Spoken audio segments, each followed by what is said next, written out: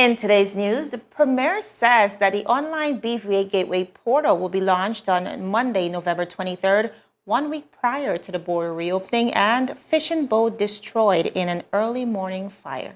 In addition, taxi operators are ready themselves for December 1st reopening, and the 8th District office now open to residents, as well as BVI launches customer care transportation platform. All this and more when 284 News returns.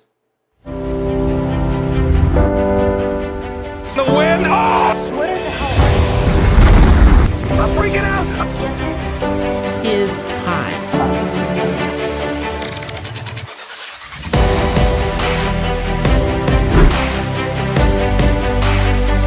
284 News. Coming to you live and direct from the beautiful British Virgin Islands. What's poppin', what's really good, what's happening, what's up? Davis has won it for the Lakers!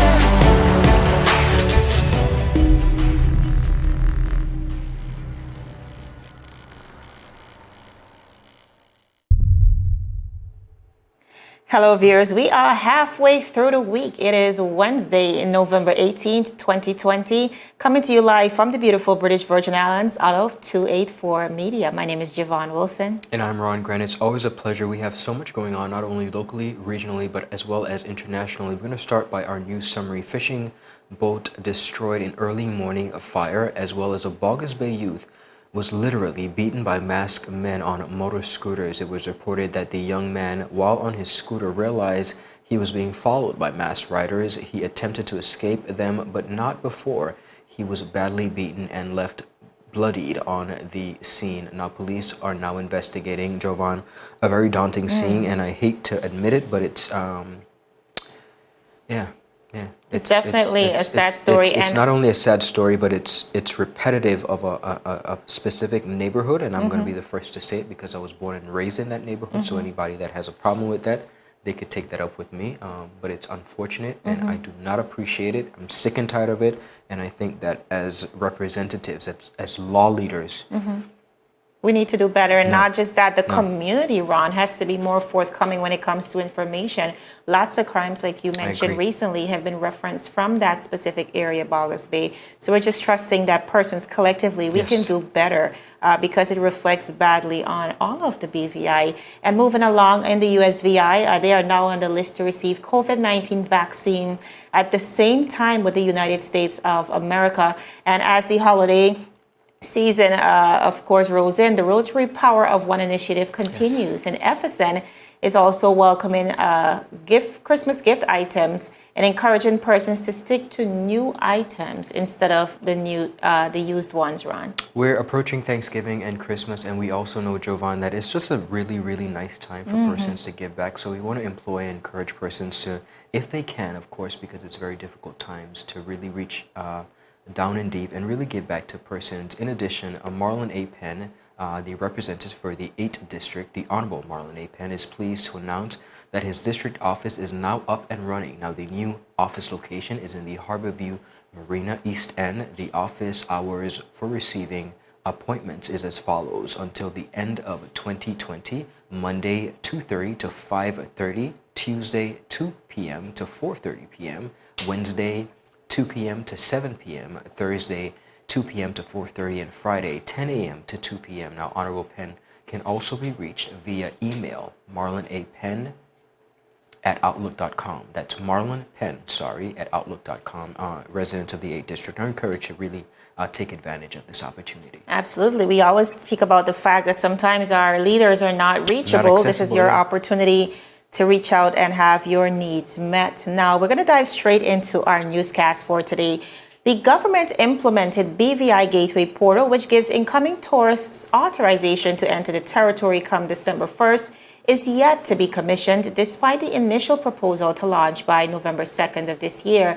Now, viewers, once you visit the current portal, which is of course, bvigateway.bviaa.com, and you should be seeing that screenshot shortly on the screen. It says, coming soon. Check back later. However, when contacted today by our newsroom, Premier of the Virgin Islands, Honorable Andrew A. Foy, said that the portal will be launched on Monday, November 23rd, 2020. Premier Foy said, and I quote, Due to the delay of certain information to be furnished, the launch of the system was delayed. It will be launched Monday coming, end of quote.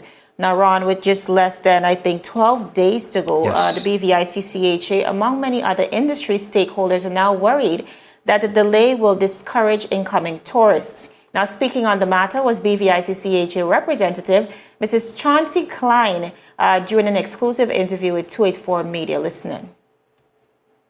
Now let's begin. Since the onset of the announcement of the reopening of the borders and of course the layout of protocols, residents, visitors, and the entire business community, particularly in the tourism and marine industries, have raised many concerns based on what was presented. Now recently we see where the protocols have seemingly been tweaked somewhat and costs associated with quarantine adjusted.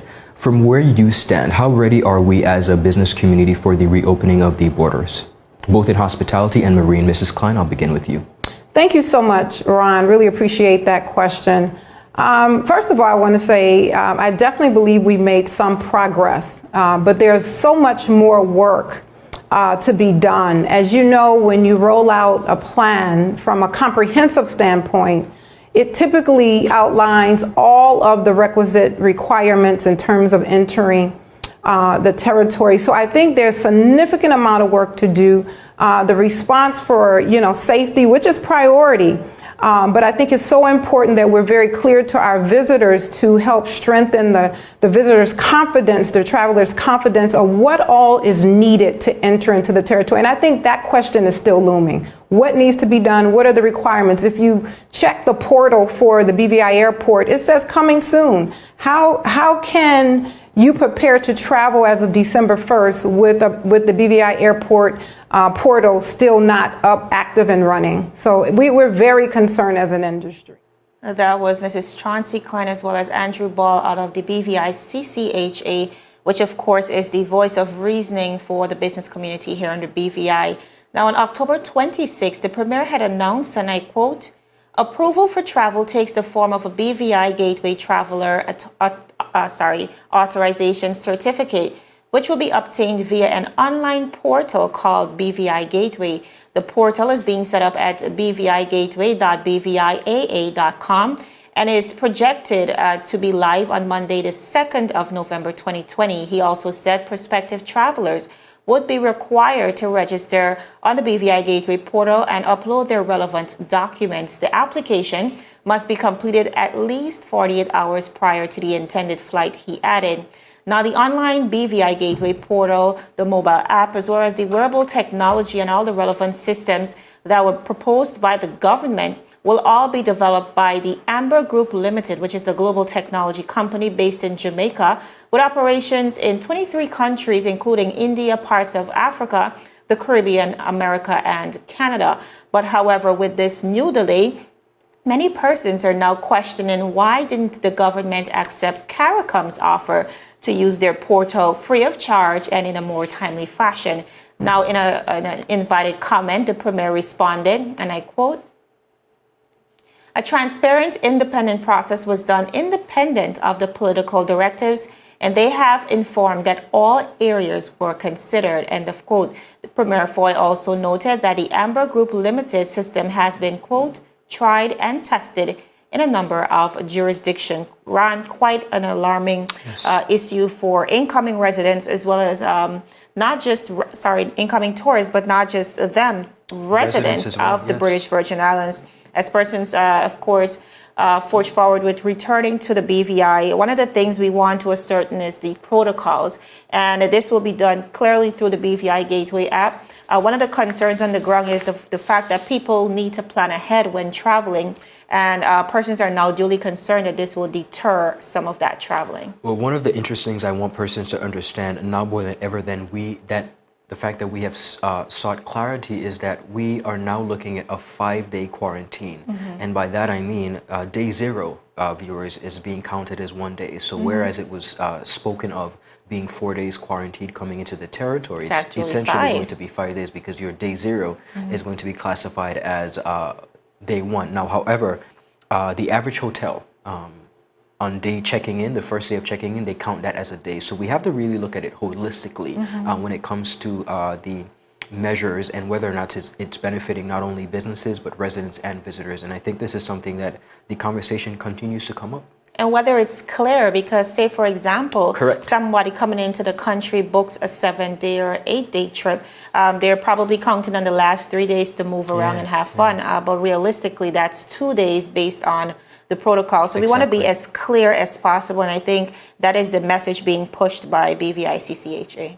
Continuing now on the local scene, a new customer care transportation platform has been launched as part of the efforts by the government of the Virgin Islands to regulate the transportation for hire industry. Now, Minister for Transportation, Works and Utilities, the Honorable Kai Rummer and 5th District Representative, stated during the 5th sitting of the 2nd session of the 4th House of Assembly of the Virgin Islands in late February that the Taxi and Livery Commission has been making steady progress towards regulating the transportation for hire industry since appointing the new board in October of 2019. Now, Honorable Reimer said, and I quote, "The customer care transportation platform is a tool that will enable the Commission to efficiently capture the feedback of travelers using any taxi, now a shuttle bus or tour limousine services are hired. Compliments on stellar service are welcome, and complaints of poor and unfair services will also be investigated by the Commission's board, and corrective efforts will be sought to fix that." Now, in the new regular, he said the customer care transportation platform is expected to be accessible to the public in multiple forms, including call-in, web-based, and on social media, to make the process of giving feedback efficient and at the same time effective. Now, for persons who are interested in seeing this, they can visit the Taxi and Leverage Commission Facebook page, as well as their website. Now, it is important, Jovan, as we seek to really solidify our care, not only for visitors, but locals. There are a lot of locals, and I think this is missed in a lot of instances. When it comes to taxi operators, there are a lot of locals that really depend and rely on the services of taxis, and I think that especially a lot of our essential workers. Absolutely, and I think that if persons were to really consider, perhaps government officials were to really consider that and understand that, it would be imperative for us to really fix the system so that not only accommodates visitors, but locals as well. Absolutely. Viewers, we're going to go to a very quick commercial break, but when we come back, so much more news on the local, regional, and international scene. So stick with us. You're watching 284 News. Is business slow, cash flow down, hosting an upcoming event? We can help. Advertise with 284 Media and take your business or event to the next level by enhancing your present marketing and messaging strategies. Allow our team of experts to create a personalized ad that sets your business apart from all the rest. This could be your business or event. So, what are you waiting for? Contact our marketing team at 284media at cctbvi.com. Advertising with us works. So you're saying I can ask this cat any question? The cat is connected to the computer.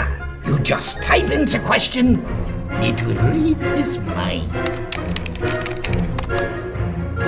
There the answer comes.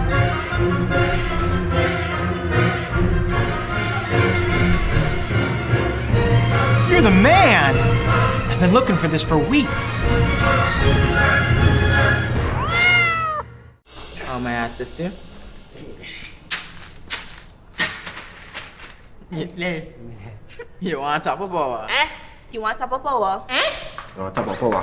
Join the prepaid party with CCT and enjoy more affordable data plans, more top-up promotions, more savings with hero bundles, and more value for your money each and every Tuesday with Top Up Turn Up Tuesday. Visit a CCT store today or anywhere CCT Top Up is sold and top up your phone. 5, 10, 15, 20, 25, 30. You want top of power? Viewers, welcome back to 284 News. Now, more news from our taxi operators.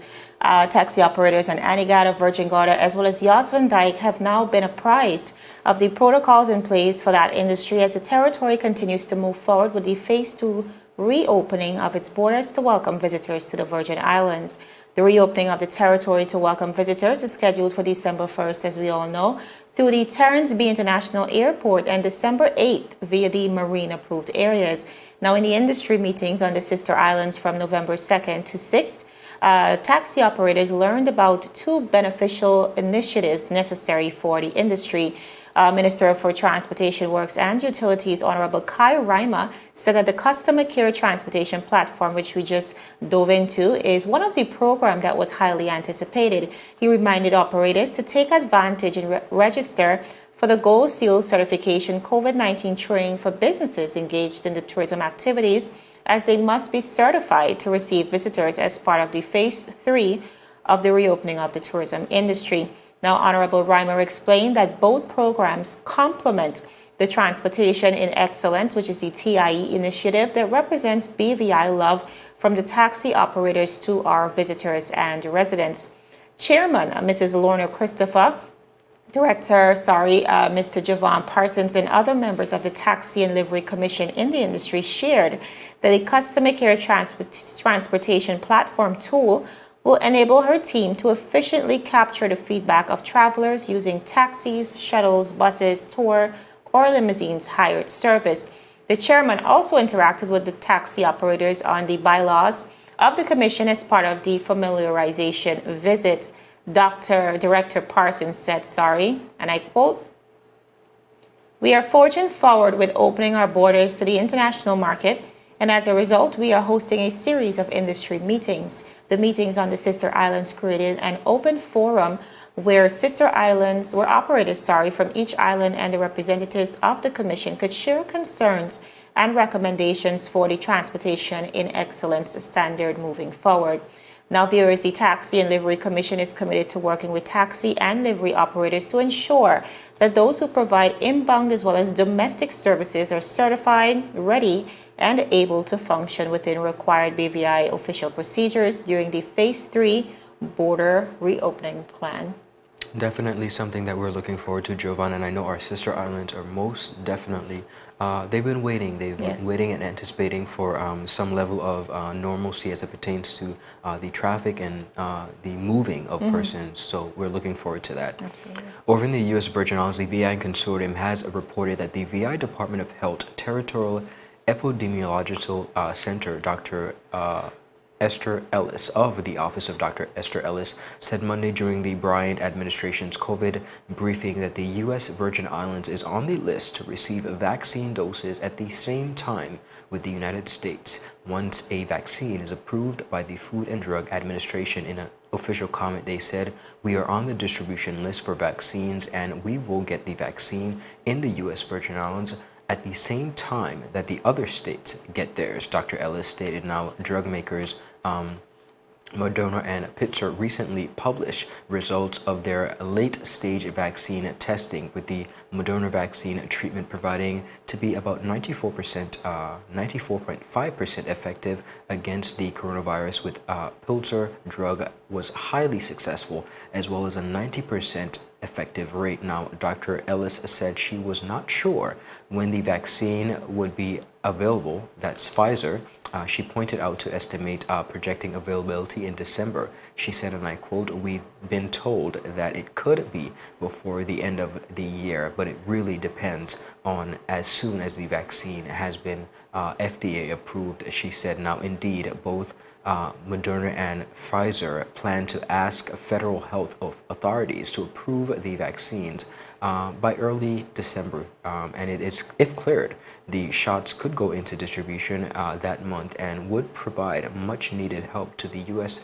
And U.S. Virgin Islands, which has recently seen a surge in cases around the country. Now, it would also commence the journey back to normalcy, I think, for many persons after a year of lockdowns and restrictions. Now, Dr.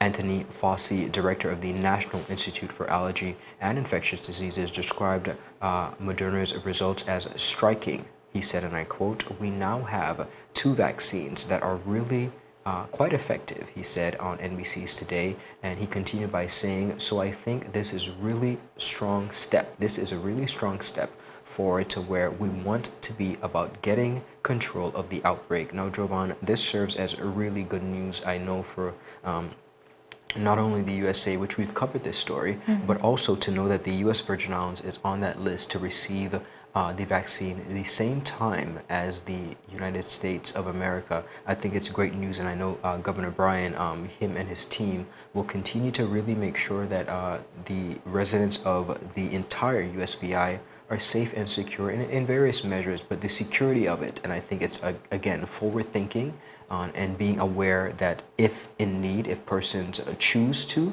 this again is not something that's being forced on persons as yet, but if they do need, the option is there. Absolutely. It's called being proactive, really and truly. One of the things we recognize with the United States is when you look at their relationship with the USVI as well as Puerto Rico, a lot of those immediate benefits of being in America does not necessarily trickle down to the dependents like the USVI and Puerto Rico. So I'm really happy to see this happening. But I think it's really a reflection of the path forward under the Biden-Harris administration. When you think about, and we're going to get into that story later on in the newscast, their new commitment to the region, it really speaks volumes, and their also their commitment to fighting COVID-19. All right, viewers, we're going to go to another very quick commercial break, but when we come back, like we mentioned, the Biden-Harris administration is already reaching out to members of the Caribbean community to ensure that they strengthen that relationship. All that and so much more when 284 News returns. The win! Oh! What the hell? I'm freaking out! Is time.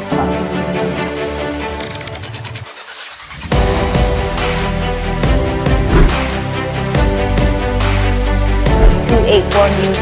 Coming to you live and direct from the beautiful British Virgin Islands. What's poppin'? What's really good? What's happening? What's happening? What's up? Davis has won it for the Lakers!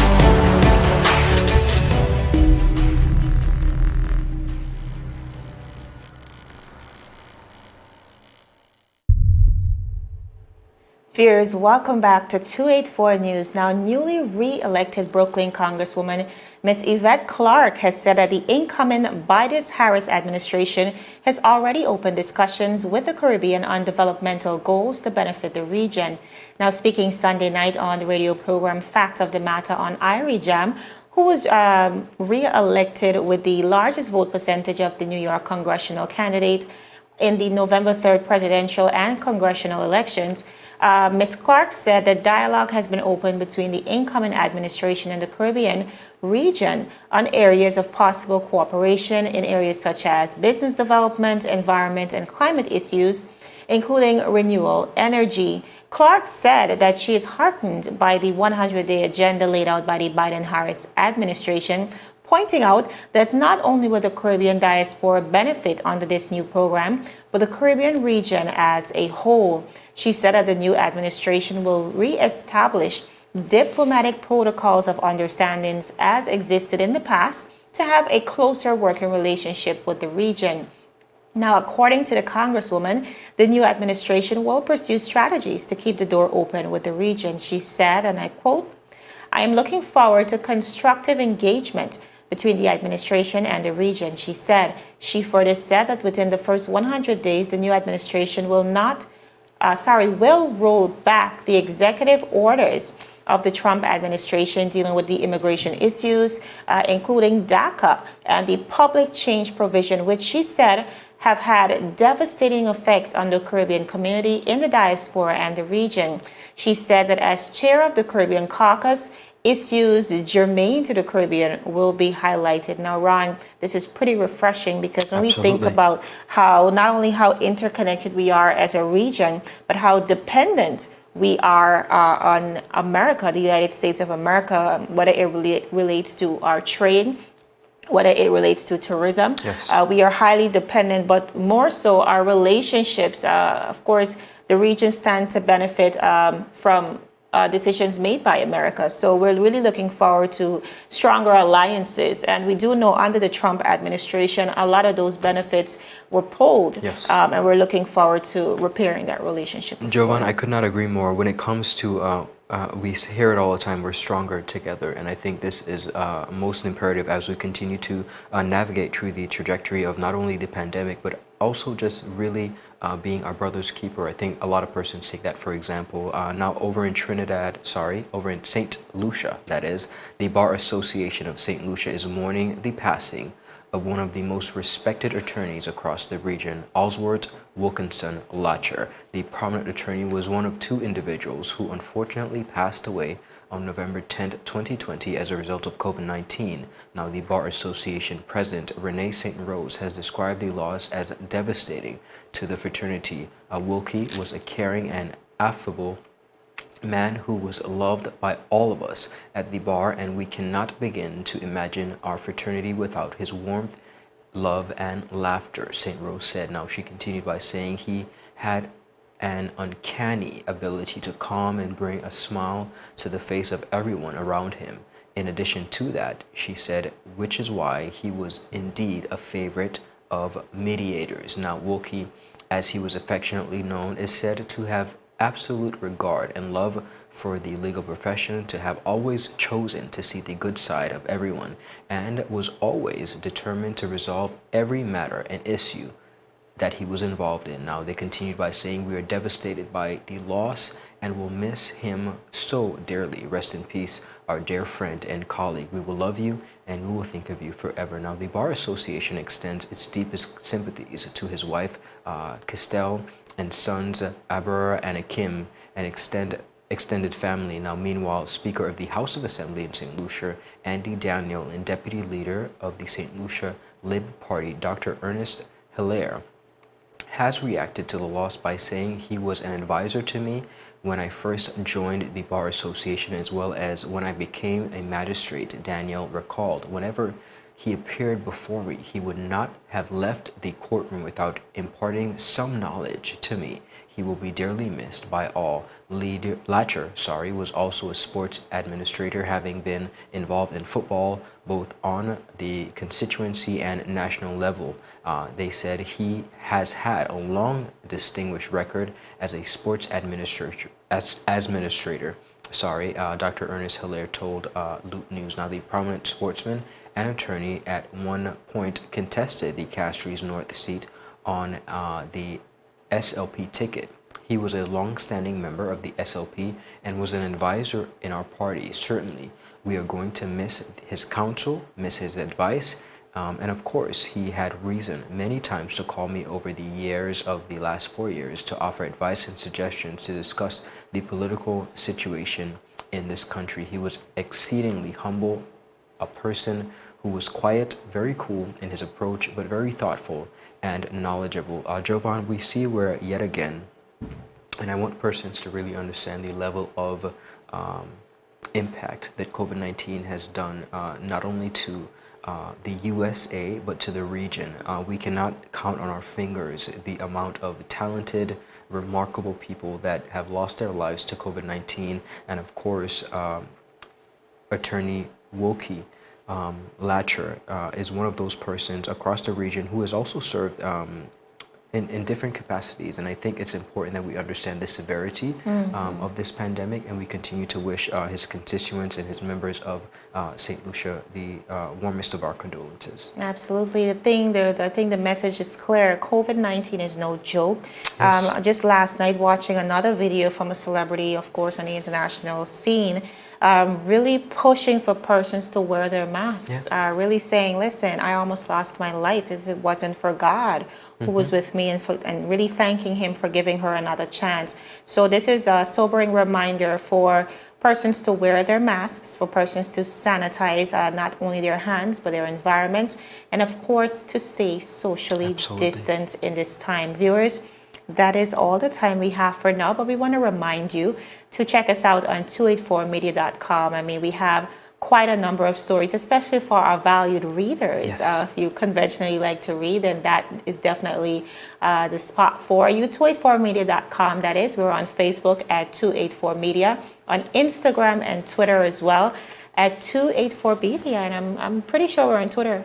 Absolutely. Yeah, we are on Twitter. Definitely on Twitter. We are on Twitter, 284BVI. But viewers, for now, that is all the time we have. My name is Javon Wilson. And I'm Ron Grant. It's always a pleasure. Have a happy Wednesday. It's hump day. We're over that hump, but do have a good rest of the day and enjoy the rest of the week. We'll see you tomorrow. Bye-bye. Bye.